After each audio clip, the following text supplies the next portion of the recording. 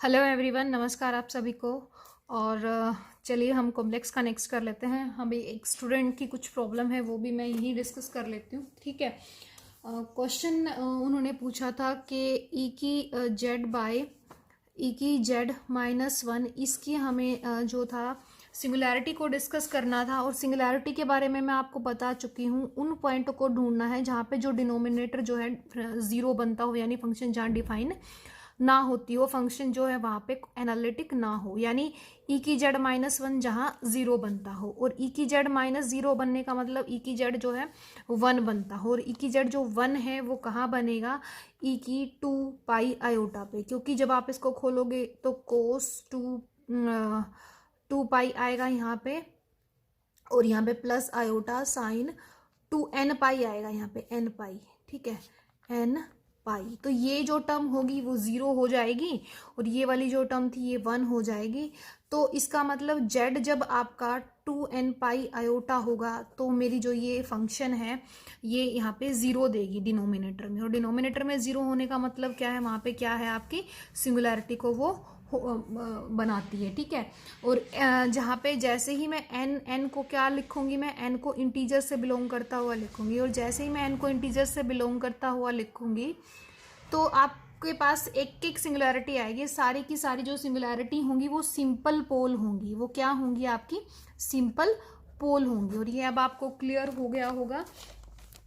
एक और प्रॉब्लम उन्होंने पूछी थी। प्रॉब्लम जो थी मैं देख लेती हूँ, एक मिनट। हाँ, प्रॉब्लम ये थी कि आपका क्वेश्चन था 1/z² जेड ई की जेड -1। इसकी भी आपको सिंगुलैरिटी जो है वो डिस्कस करनी थी। अब देखो भाई, नीचे जो है जेड को अगर मैं 0 रख दूं तो 2 डिग्री है यहाँ पे, तो इसका 2 ऑर्डर तो यहाँ से बन गया। अगर मैं जेड को यहाँ पे भी 0 रख दूं, ठीक है, जेड को अगर मैं यहाँ 0 रखूं और जेड को अगर मैं यहाँ 0 रखूं, तो 0 की वजह से मेरे पास यहाँ पे 3 बार ऐसा हो रहा है कि 3 बार नीचे जो है 0 बन रही है जेड को 0 रखने से। ठीक है। तो z=0 जो है इसकी एक सिंगुलैरिटी है। ठीक है। और जिसका ऑर्डर क्या है? ऑर्डर जिसका क्या है? 3 है। ठीक है। या फिर पोल है, पोल बन रहा है यहाँ पे जिसका ऑर्डर कितना है? 3 है, z=0 पे। ठीक है। और इसके अलावा फिर आप ये चेक कर लो कि ई की जेड -1 और कहाँ कहाँ 0 बनेगा। ये एक बार तो z=0 रखने से तो 0 बन गया, उसको तो मैंने z=2 के साथ काउंट कर लिया। ठीक है। 3 बार बना तो 3 टाइम हो गया, यहाँ पे ऑर्डर 3 हो गया, पोल हो गया ऑर्डर 3 का। ठीक है। अब ई की जेड -1 0 कब बनेगा? ई की z=1 पे बनेगा। ठीक है। तो अब इसके बाद अब आपका जो रहेगा वो क्या रहेगा कि आपको यहाँ पे ये देखना है कि ये वही फिर ऊपर वाला जो सिस्टम है वही वाला फिर से आएगा। और आपका जो जेड रहेगा वो क्या रहेगा? 2n पाई आयोटा रहेगा। अब 0 को तो आपने यहाँ काउंट कर लिया, वहाँ इंटीजर में आप 0 को दूसरी बार काउंट यहाँ नहीं करोगे। ठीक है। तो आप n को क्या लिखोगे? +-1 +-2 +-3, इस तरह से लिख दोगे। तो ये जो है सिंपल पोल आएंगे जिसका ऑर्डर 1 होगा। सिंपल पोल का मतलब ऐसा पोल जिसका ऑर्डर 1 हो। और यहाँ पे भी पोल आएंगे जिस z=0 भी पोल होगा जिसका ऑर्डर कितना होगा? 3 होगा। ठीक है। तो ये क्लियर हो गया होगा। और दूसरा एक और क्वेश्चन था 1 - ई की जेड 1 + ई की जेड। अब ऊपर वाला तो हमें दिक्कत नहीं करेगा, और चाहो तो आप इसको बदल भी सकते हो, वो कोई बात नहीं है। बट ऊपर वाले से हमें कोई परेशानी नहीं है, हमें नीचे वाले से परेशानी है, डिनोमिनेटर से परेशानी है। तो 1 + ई की जेड जो है वो 0 कब होगा? ई की जेड जब -1 होगा। और ये जो है -1 कब होगा? जब ई की पावर 2n+1 पाई आयोटा आपका देगा। ठीक है। और इस पे भी जो रहेगा आपका ये जो रहेगा सिंगल सिंगल आपकी 0 बनेगी, यानी सिंगल क्या बोलते हो आप इसको? सिंपल पोल होगा। क्या होगा? ये आपका सिंपल पोल बनेगा। यानी z=2n+1 पाई आयोटा, ये इसकी जो है सिंगुलर पॉइंट ऑफ सिंगुलैरिटी आएंगी। ठीक है। पॉइंट ऑफ सिंगुलैरिटी बनेंगी। ठीक है। और ये कैसी होंगी? आपकी सिंपल सिंगुलैरिटी होंगी। ठीक है, तो ये आपको जिनको भी प्रॉब्लम थी उनको भी क्लियर हो गया होगा और बाकी स्टूडेंट को भी क्लियर हो गया होगा। और आज हम जो डिस्कस करने वाले हैं वो हम करने वाले हैं रेजिड्यू को। ठीक है, रेजिड्यू हम कैसे निकालेंगे उसको हम डिस्कस करेंगे। तो आज का जो काम है उसको देख लेते हैं, शुरू कर लेते हैं। क्या कह रहा है ये, मुझे ब्राइटनेस थोड़ी सी ज़्यादा लग रही है। हाँ, रेजिड्यू एट फाइनाइट पॉइंट की बात कर रहा है। वो क्या कह रहा है कि जेड नोट जो है वो आइसोलेटेड सिंगुलैरिटी है। सबसे पहली बात तो रेजिड्यू हम निकालेंगे ही सिंगुलैरिटी पे। रेजिड्यू जो है आपका सिंगुलैरिटी पे ही निकलता है, नहीं तो रेजिड्यू नहीं निकलता। ठीक है, ये देखो यहाँ पे एक थ्योरम ये भी रखी है कि अगर फंक्शन जो है किसी पॉइंट पे सिंगुलैरिटी नहीं देती या वहाँ पे वो एनालिटिक है तो वहाँ पे जो रेजिड्यू है वो ज़ीरो ही माना जाएगा। ठीक है, तो ये आपको समझ आ गई कि जब हम रेजिड्यू निकालेंगे तो हम सिंगुलैरिटी पे ही निकालेंगे। अगर सिंगुलैरिटी नहीं है तो फिर आप मान के चलो कि रेजिड्यू क्या है, वहाँ पे ज़ीरो है। ठीक है, और वो ज़ीरो क्यों है वो भी आपको पता चल जाएगा कि ज़ीरो क्यों है। तो अब वो कह रहा है कि जेड नोट एक पॉइंट है जो आइसोलेटेड सिंगुलैरिटी का पॉइंट है। फंक्शन एफ है, आर जो है वो पॉजिटिव नंबर दे दिया। ठीक है, and R be the positive number such that कि जो फंक्शन है वो एनालिटिक है एट ईच पॉइंट। और ये आर रेडियस है इस सर्कल का, जहाँ पे मैंने जेड नोट पे मैंने सेंटर मान के मैंने सर्कल ले लिया रेडियस आर का। ठीक है, द लॉरेंट एक्सपेंशन से जब मैं इसको एक्सपेंड करूंगी तो ये हम इस तरह से ही एक्सपेंड करते हैं, दो हिस्सों में एक्सपेंड होता है। इसमें सभी जो है ऊपर आते हैं, इसमें जो है टर्म्स जो है वो डिनोमिनेटर में चली जाती हैं क्योंकि नेगेटिव पावर है। और बी ए एन को हम ऐसे डिफाइन करते हैं और बी एन को हम ऐसे डिफाइन करते हैं। तो जो रेजिड्यू होता है ना, जो फर्स्ट टर्म आएगी ना बी की, बी वन जो होता है वो आपका रेजिड्यू होता है। बी वन जो होता है वो आपका क्या कहलाता है, वो आपका रेजिड्यू कहलाता है। ठीक है, ये देखो यहाँ पे लिखा भी हुआ है, इसको आप कैसे लिखते हो, residue of function F of Z at the point Z note. और कई बार इसको ऐसे भी लिखा जाता है, अगर जेड नोट पे ही लिखना तो आप सिंपली ऐसे भी लिखते हो। ठीक है, तो ये क्या है आपका, ये आपका देखो अगर ध्यान से आप देख रहे हो तो ये आपका बी1 ही है। ठीक है, और इसको मैं और बढ़िया तरह अगर आपको एक्सप्लेन करना चाहती हूँ तो मैं एक एग्जाम्पल लेके चल सकती हूँ। एग्जाम्पल ले लेते हैं, ठीक है, और फिर हम आगे चलते हैं। ठीक है, ताकि आपको जो है चीज़ें क्लियर हो जाएं। मैं एक मिनट पेपर ले लेते हैं, पेपर पे हम एग्जाम्पल लेके चलते हैं ताकि आपको क्लियर हो जाए, क्योंकि बाद में फिर आपको प्रॉब्लम होती है।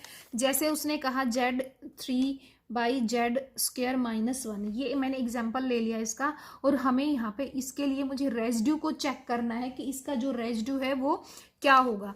अब यहाँ पे अगर मैं एट Z=1 पे चेक करना चाहूँ तो चेक कर सकती हूँ, क्योंकि देखो ये पॉइंट ऑफ सिंगुलैरिटी बन रहा है आपका। Z=1 अगर मैं रख दूं तो पॉइंट ऑफ सिंगुलैरिटी है ना यहाँ पे। ठीक है, तो अब मुझे क्या करना है, Z³ है और मेरे पास यहाँ पे क्या गिवन है, मेरे पास यहाँ पे मैं इसमें से Z² अगर कॉमन ले लूँ तो 1 - Z² लिख सकती हूँ। मैं बता देती हूँ मैं बाद में आपको कि मैं ऐसा क्यों कर रही हूँ।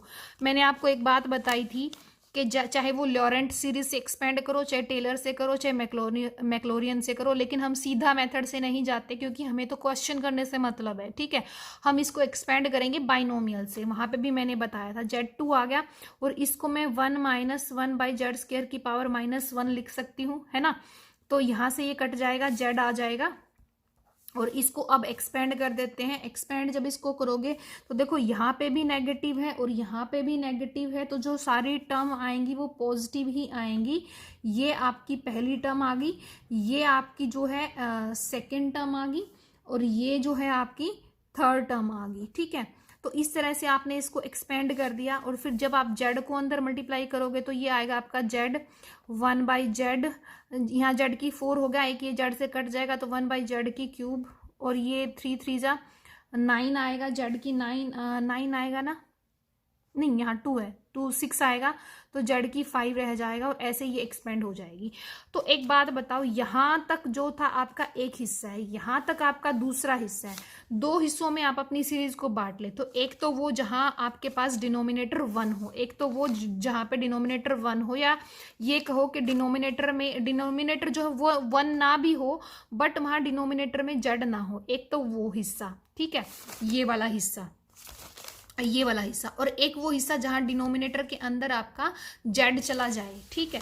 तो अब यहाँ जो रेजिड्यू होता है ना, जो रेजिड्यू है फंक्शन का किसी भी जेड नोट पे, वो आपका b1 होता है। और b1 मतलब ये पहली टर्म का कोफिशिएंट, इस पहली टर्म का कोफिशिएंट जहाँ पे पहली बार जेड जो है आपका नीचे जाता है, जेड की पावर जो है यहाँ पे देखो, यहाँ पे जो है आपका जेड पहली बार नीचे गया है। तो अब यहाँ पे आपको ये देखना है कि इसका जो कोफिशिएंट है वो आपका क्या है, ठीक है, इसका जो कोफिशिएंट है वो आपका क्या है, 1 है, ठीक है। तो residue at Z is equal to 1 जो है वो आपका क्या आ गया, वो 1 आ गया, ठीक है। अब अगर इसी का मुझे residue at Z is equal to infinity निकालना होता, ये तो सिंपल पोल था मेरा, ये मेरा सिंपल पोल था, ठीक है। अब मैं आगे ना रेजिड्यू एट इन्फिनिटी बताएंगे, ये तो रेजिड्यू एट, ये तो सिंपल पोल था, सिंगुलैरिटी में जो पोल होता है, ठीक है। इसी एग्जांपल में मैं एक और भी बात कर लेती हूँ कि जब आपको सिंपल रेजिड्यू निकालना होता है या पोल पे रेजिड्यू निकालना होता है, जब आपको पोल पे रेजिड्यू निकालना होता है तो आप b1 निकालते हो, ठीक है, जो b1 टर्म आएगी वो आपका रेजिड्यू होती है। लेकिन जब आपको रेजिड्यू एट इन्फिनिटी निकालना हो ना, एट इन्फिनिटी निकालना हो, तो वो माइनस होती है, माइनस b1 होती है, वो क्या होती है, माइनस b1 होती है। तो अगर मुझे इसी क्वेश्चन के अंदर वो रेजिड्यू एट 1 ना देके रेजिड्यू एट इन्फिनिटी पूछ लेता, एफ ऑफ फंक्शन का एट इन्फिनिटी पूछ लेता, तो इसी का जो आंसर आता वो नेगेटिव हो जाता, -1 हो जाता, ठीक है। तो ये भी आपका आएगा और ये आगे जाके आएगा। तो पर मैंने यहाँ इसी एग्जाम्पल के साथ आपको डिस्कस कर दिया और आपको अब ये समझ आ गया होगा कि रेजिड्यू जो है आपकी b1 होती है, यानी जहाँ पे डिनोमिनेटर में पहली टर्म में जेड आता है वही उसी का जो कोफिशिएंट होता है वही आपका रेजिड्यू होता है, ठीक है। अब आपको कोई कंफ्यूजन नहीं होनी चाहिए। अब यहाँ पे क्या कह रहा है कि अगर फंक्शन किसी पॉइंट पे एनालिटिक है और वहाँ रेजिड्यू पूछ ले, तो मतलब एनालिटिक होने का मतलब फंक्शन डिफाइन है, और फंक्शन डिफाइन है तो इसका मतलब कहीं पे भी डिनोमिनेटर में जेड आया ही नहीं, और डिनोमिनेटर में जेड आया ही नहीं तो इसका मतलब उसका जो कोफिशिएंट है वो क्या है, 0 है। तो यहाँ पे जो रेजिड्यू रहेगा वो क्या रहेगा, 0 रहेगा। रिमूवेबल अगर सिंगुलैरिटी है तो भी जो रेजिड्यू है वो आपका 0 रहेगा, क्योंकि वो रिमूव हो जाएगी तो भी वो जो है आपका रेजिड्यू क्या आएगा, 0 आएगा।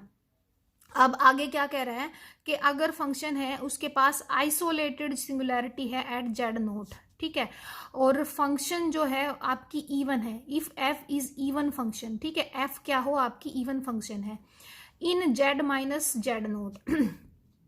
तो अब वो क्या कह रहा है कि फंक्शन जो ये है इसका मतलब इवन होने का मतलब ये है यहाँ पे, ठीक है, इनकी बजाय यहाँ एट होना चाहिए, at z minus z not. Then जो रेजिड्यू निकालूंगी ना मैं जेड नोट पे, तो भी वो भी क्या आएगा आपका 0 आएगा, ठीक है। और हमें जो है इसको ध्यान रखना है इन तीनों रिजल्ट को, क्योंकि इनकी शक्ल देखते ही फिर हम ये बता पाएंगे कि ये जो है क्वेश्चन जो है इसमें जो रेजिड्यू है वो आपका क्या आ जाएगा, रेजिड्यू आपका 0 आ जाएगा, ठीक है।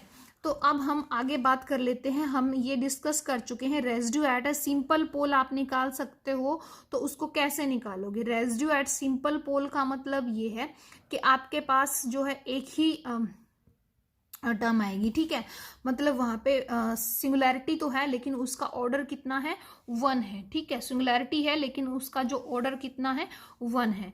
तो उसका जो रेजिड्यू होगा उसका निकालने का एक तो हम वही तरीका है, हम यही इसी मेथड से जा सकते हैं।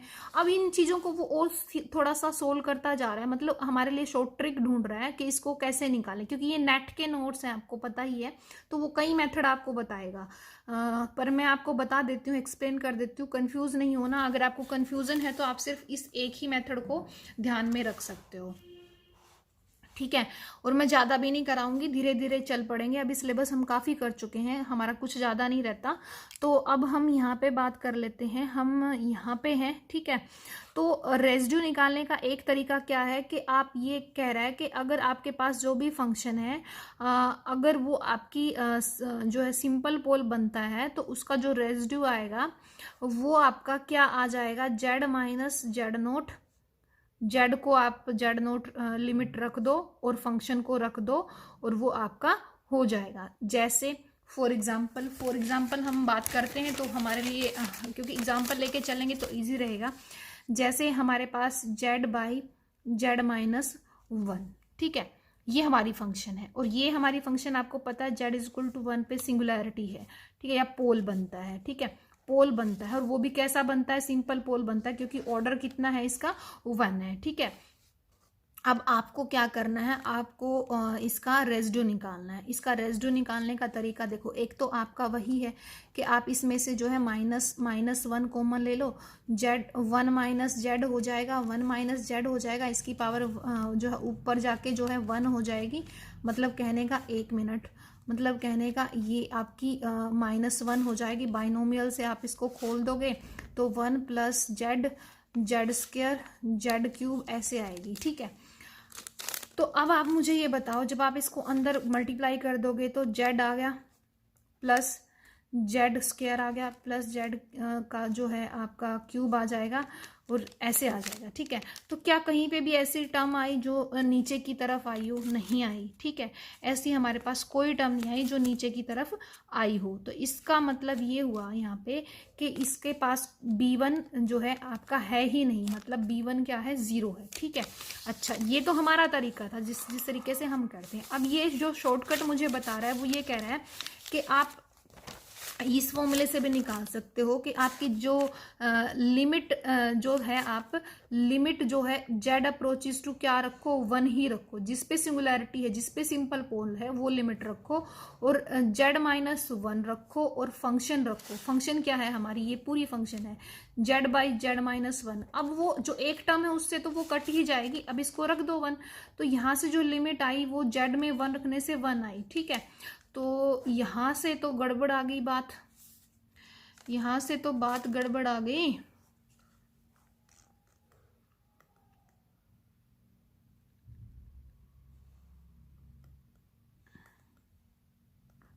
हाँ, मैंने गलती यहाँ पे की है, 1 मिनट, मैंने गलती यहाँ पे की है। मुझे यहाँ से वन कॉमन ना लेके मुझे यहाँ से, क्योंकि नेगेटिव में नहीं बनाना ना आपको, नेगेटिव में नहीं बनाना आपको, ठीक है।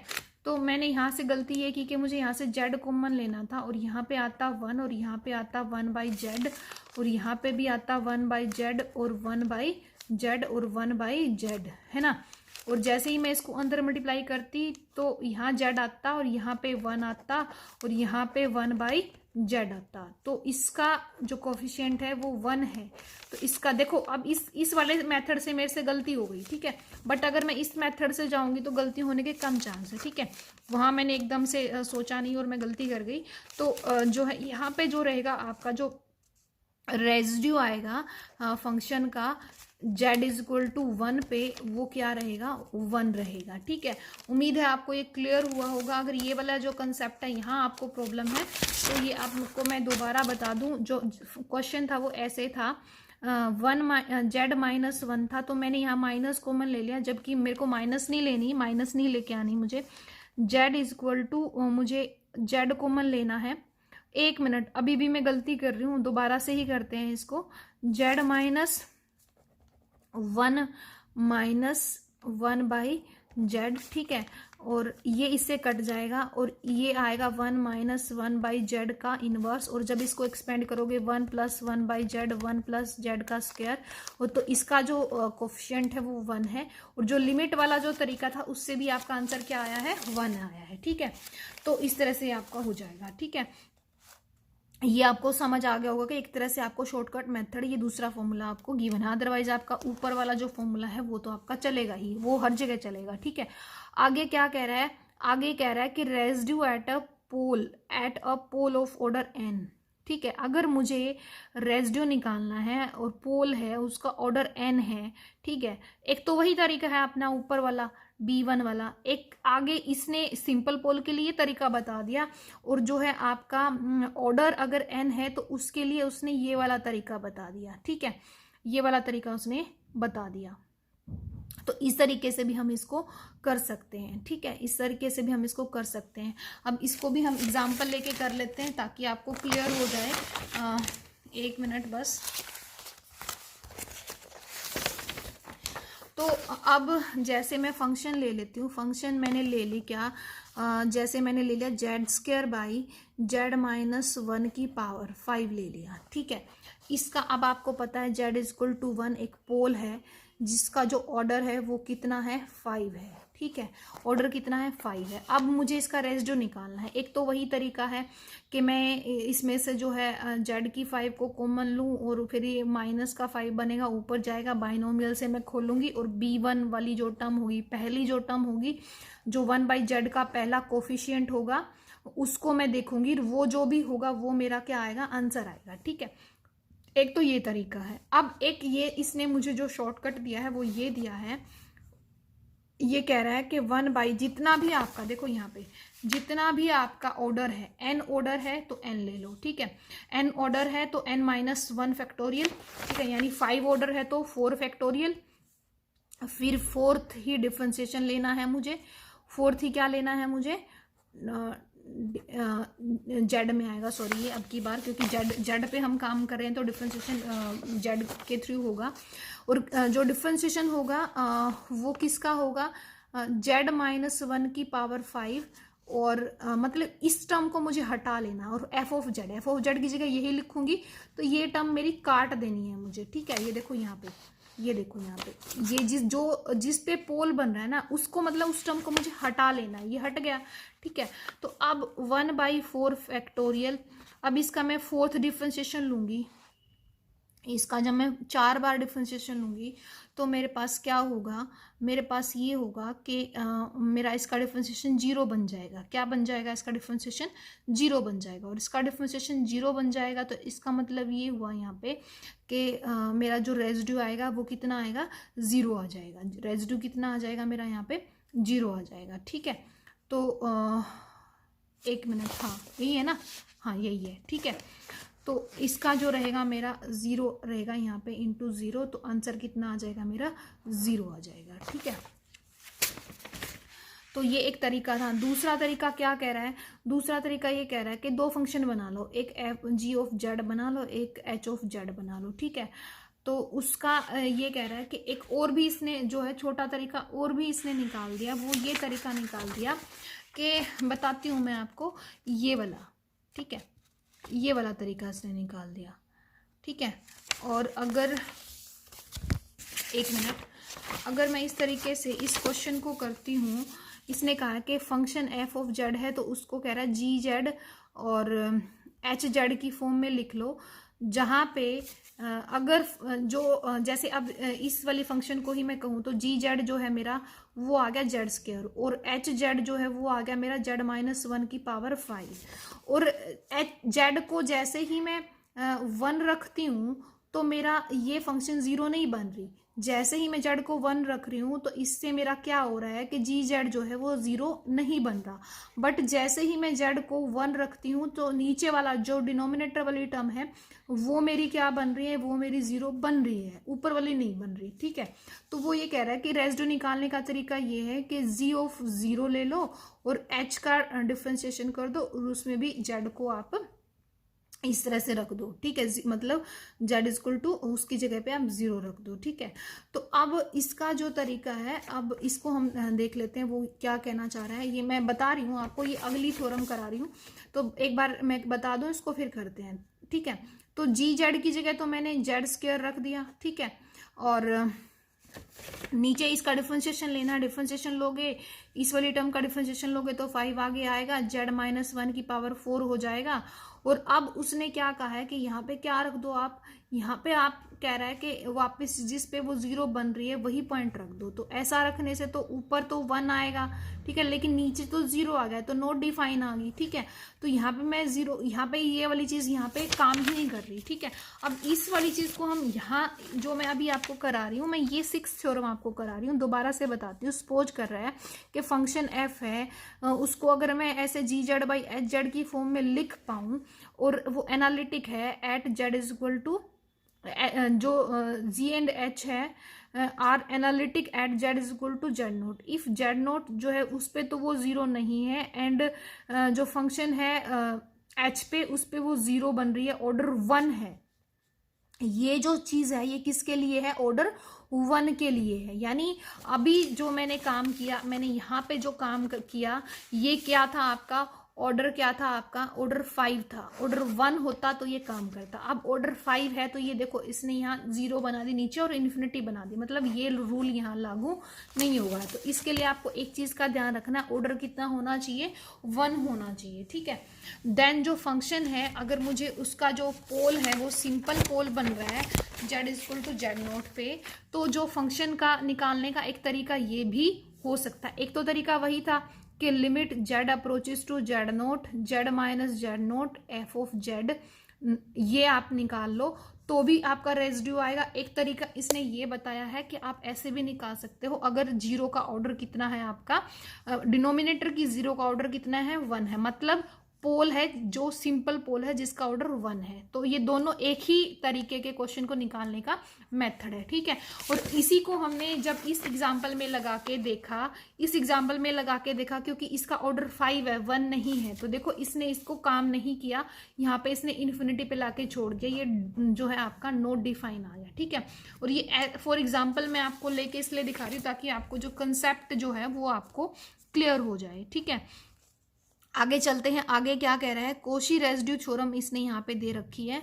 कोशी रेजिड्यू थ्योरम क्या कह रही है कि डी जो है अगर सिंपल कनेक्टेड डोमेन है, और ये इंपॉर्टेंट है, ये इंपॉर्टेंट है आपकी, ठीक है, ये इंपॉर्टेंट है। क्या कह रहा है, अगर close contour laying entirely with in D, कह रहा है कि उसमें क्लोज कंटूर है, ठीक है। If a function f is analytic within and on C except at a finite number of, कह रहा है कि उस सी जो क्लोज कंटूर है उस सी पे फंक्शन जो है वो एनालिटिक है, कुछ एक्सेप्ट कुछ finite number of isolated singularity. अब इन पॉइंटों पे आइसोलेटेड सिंगुलैरिटी है तो उसका जो रेजिड्यू होगा ना, कह रहा है कि रेजिड्यू जो आएगा वो क्या आएगा, ठीक है। उसको मैं अगर हर एक पॉइंट पे, जैसे Z1 पे सिंगुलैरिटी थी, Z2 पे सिंगुलैरिटी थी, Zn पे सिंगुलैरिटी थी, ठीक है, तो मैंने क्या किया, Z1 पे रेजिड्यू निकाल लिया, Z2 पे रेजिड्यू निकाल लिया, Zn पे रेजिड्यू निकाल लिया, और उन रेजिड्यू को जोड़ लिया, उन रेजिड्यू का क्या कर लिया मैंने, समेशन कर दिया, और उन रेजिड्यू के समेशन इनटू में 2 पाई आयोटा लिख लो, ठीक है। असल में जो हमने जब किया था तो इसको ऐसे लिखा जाता था 2 पाई आयोटा, जो ये इंटीग्रेशन आता है ये क्या आता है आपका, सम ऑफ रेजिड्यू आता है, क्या आता है, सम ऑफ रेजिड्यू आता है, ठीक है। ये आपने जो है पक्का आपने किया होगा, ZK लगा लो, तो आपका ऐसे लिखा जाता था, ठीक है। उसी चीज को इसने 2 पाई आयोटा को उधर भेज दिया। तो ये इंटीग्रेशन, अगर मुझे इस क्लोज्ड कंटूर C पे फंक्शन f का इंटीग्रेशन निकालना है, तो फंक्शन f का इंटीग्रेशन निकालने का तरीका कोशी रेजिड्यू थ्योरम ने कहा है कि क्या है, 2 पाई आयोटा इनटू में सम ऑफ रेजिड्यू, जिन पॉइंटों पे सिंगुलैरिटी बन रही है उनके ऊपर मैंने क्या निकाल लिया, रेजिड्यू निकाल लिया और उनको जोड़ दिया, तो वो मेरी इंटीग्रेशन के इक्वल आएगा, ठीक है, वो इसके इक्वल आएगा, ठीक है। ये मेरा इसका तरीका रहेगा, ठीक है। और ये चीज़ें आपको क्लियर हो गई होंगी। अगर यहाँ पे कुछ और भी रिजल्ट दे रखा है कि अगर 2 फंक्शन है, दोनों का रेजिड्यू इकट्ठा निकालना है तो अलग अलग निकाल के जोड़ दो, या जोड़ के निकाल लो, दोनों सेम रहेंगी। अगर फंक्शन जो है वो आइसोलेटेड सिंगुलैरिटी है किसी पॉइंट पे with non zero residue at z is equal to a, then the residue of differentiation पे का भी अगर मैं रेजिड्यू निकालूंगी तो वो क्या आएगा, 0 आएगा, ठीक है, वो क्या आएगा, at Z is equal to a r 0, ठीक है। तो वो कह रहा है कि अगर फंक्शन का आइसोलेटेड सिंगुलैरिटी पे मैं रेसिड्यू निकालती हूँ और वो residue within non zero, ठीक है, A belongs to C with non zero residue, जिसका रेसिड्यू नॉन जीरो है, मतलब residue of F of Z at Z is equal to A लगा लो, ठीक है, वो जो है जीरो नहीं है, तो फंक्शन का जो डिफरेंशिएशन होगा उसका मैं अगर रेसिड्यू निकालूं, ठीक है, या फिर फंक्शन के साथ मैं इसको मल्टीप्लाई करके उसका जो रेसिड्यू निकालूं उसी पॉइंट के ऊपर, पर वो जीरो आएगा, ठीक है।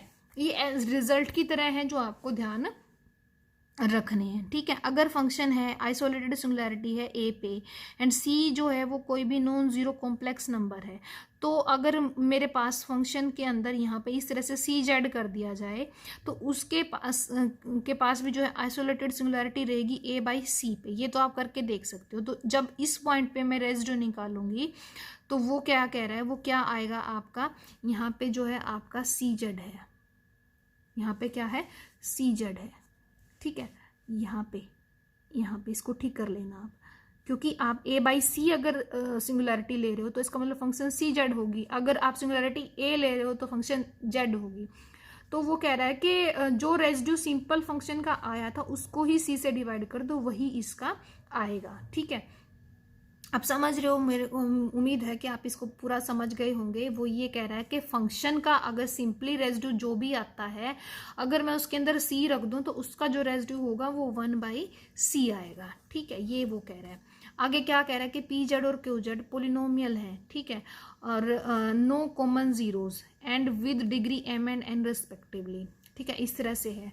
तो f हैज़ अगर रिमूवेबल सिंगुलैरिटी है एट इन्फिनिटी इफ n जो है ग्रेटर है n जो है वो लेस है, ये तो हम पहले भी बात कर चुके हैं, ठीक है। तो ये कुछ क्वेश्चन थे आपके रेसिड्यू पे, ठीक है। अब आप इस वाले क्वेश्चन को बड़े आराम से कर सकते हो, इस वाले क्वेश्चन को बड़े आराम से कर सकते हो। क्यों कर सकते हो, मैं इसको देखो यहीं के यहीं करके देखते हैं।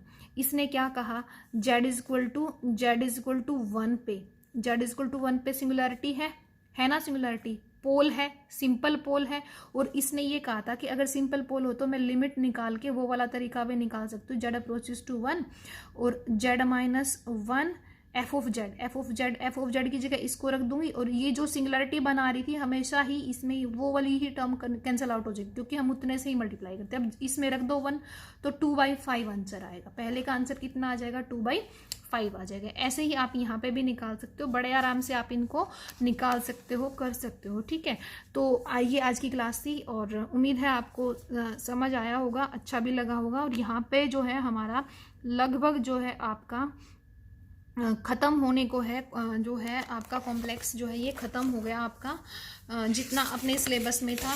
ये मैं पहले ही डिस्कस कर चुकी हूँ कि रेसिड्यू एट इन्फिनिटी आपको निकालना है तो वो माइनस हो जाएगा, b1 जो था नेगेटिव ऑफ b1 आपका आएगा, ठीक है। ये आपका इस तरह से काम करेगा, ठीक है। तो ये कुछ रिजल्ट थे रेसिड्यू को लेके। कोशी रेसिड्यू थ्योरम इसमें इम्पोर्टेंट है, ठीक है। रेसिड्यू हमेशा जो है आपका कहाँ पे निकाला जाता है, रेसिड्यू हमेशा सिंगुलैरिटी पर ही निकाला जाता है, ठीक है। तो आपका जो कॉम्प्लेक्स है वो भी ख़त्म हो गया, और आप इसको कर लीजिए और आप जो है डिस्कस करके बता दीजिए। अब आपको रियल की जो है मुझे लगता है रिवीजन आपको रियल की भी अब कर लेनी चाहिए, ठीक है। Thank you, have a nice time.